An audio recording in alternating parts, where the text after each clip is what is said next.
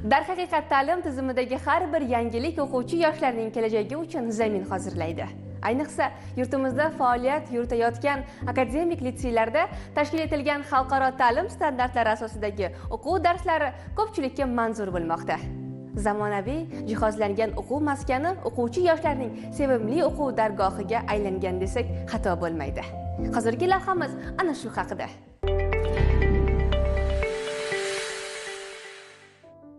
Har bir ta'lim muassasasi o'ziga xos ta'lim uslubi bilan ajralib turadi. Biz sizga hikoya qilmoqchi bo'lgan Toshkent shahridagi Turin Politexnika universiteti akademik litseyida ham zamon bilan hamnafas holda ta'lim jarayonlari olib borilmoqda. Ushbu o'quv dargohida 420 dan ziyod o'quvchi yoshlar tahsil oladi. Sinf xonalari shinam, yorug' va zamonaviy.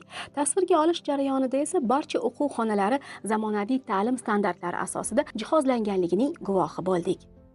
Akademik litsey aniq fanlar, ya'ni texnika yo'nalishiga ixtisoslashgan bo'lib, har bir dars jarayonida nazariya va amaliyot uyg'unligi kuzatiladi. Hozir ingliz tili darsidamiz. Saboq jarayonida o'quvchilarning anchagina faolligi bizni ham quvontirdi. While you are sticking on our TVs here, not TV, adverb and adjective, we have, for example, we think slowly. So it can be one score, yeah? Keep it in your hand. Next, this team, please. Now it's your turn. And he was IT programmer, that's why he's... Your favorite celebrity, yeah? What about you? My favorite celebrity is Bill Gates. He made Microsoft. And with Microsoft, he made the most popular operation system called Windows. First and second. First, second, okay? Dars jarayonida ko'plab appslardan foydalanamiz. Bu appslardan foydalanishda bolalarda logik fikrlash qobiliyati o'sadi, dunyoqarashi kengayadi hamda ularni speaking, ya'ni so'zlashuv uslubi tezda rivojlanadi. Shunaqa usullardan foydalanamiz. Hozirda birinchi kurslarimiz leveli B1, 0 level bo'yicha. IELTS bo'yicha demak hammasi 6 dan 6+ yuqori darajaga erishgan. Bizda birinchi va ikkinchi kurslar faoliyat yuritadi. Ikkinchi kurslarimiz hozirda 7+ IELTS lariga ega bo'lib, sertifikatlarini bizga taqdim qilishyapti hozirda. Ushbu o'quv dargohida 40 dan ziyod ustoz murabbiylar dars mashg'ulotlarini olib borishadi. Litsey o'quvchilarining oliy ta'lim muassasasiga kirish ko'rsatkichi esa 91,5% ni tashkil etadi. Muhimi esa har bir o'quvchida ertangi kelajagiga ishonch hissi mavjud. Bu esa ularni yanada yaxshiroq ta'lim olishlari uchun ruhlantiradi desak xato bo'lmaydi. Darslarimiz o'sha davlat ta'lim standartlari asosida olib boriladi va qo'shimcha ravishda o'sha oliy o'quv yurtiga kirish uchun testlar bilan shug'ullanamiz o'quvchilar bilan va darsdan tashqari qo'shimcha to'garaklar tashkil qilingan. Har yili o'sha o'qishga kirish uchun tushadigan savollarimiz bor, testlarimiz bor. Shu testlar asosida o'quvchilarni tayyorlaymiz.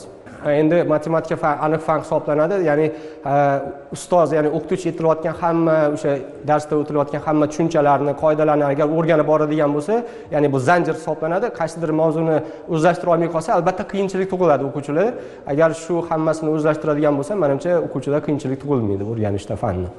Maqsadlarimga erishishda akademik litseyning o'rni juda ham katta deb o'ylayman.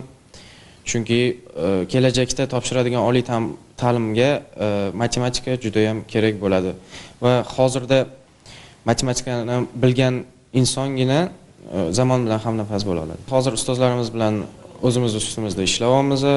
Shuni alohida ta'kidlash joizki, Turin Politexnika universiteti akademik litseyida aynan fizika va matematika, ingliz tili, informatika va axborot texnologiyalari fanlari chuqurlashtirilgan tarzda olib boriladi. Har bir dars mashg'uloti yangi innovatsion texnologiyalardan foydalanilgan tarzda tashkil etilgan. Ximiya fani bizning litseyimizda juda muhim fandan biri. Men kelgusida Turin Politexnika universitetiga o'qishga kirmoqchiman. Avtomobil sohasi bo'yicha ximiya fanini ustozimiz juda ham qiziq va oson qilib o'rgatadilar bizga. O'quvchi yoshlarni muayyan fanga qiziqtirish va ularni qaysidir kasbga yo'naltirish ustozlardan katta mahorat talab etadi. Shu bois o'qituvchi chin ma'noda o'z kasbining ustasi, bilimli va malakali bo'lishi lozim. Biz Turin Politexnika universiteti akademik litseyida ana shunday fidoyi va jonkuyar ustozlarni uchratdik. Zotan yoshlar ta'lim tarbiyasi jamiyatimizdagi eng ustuvor vazifa sanaladi.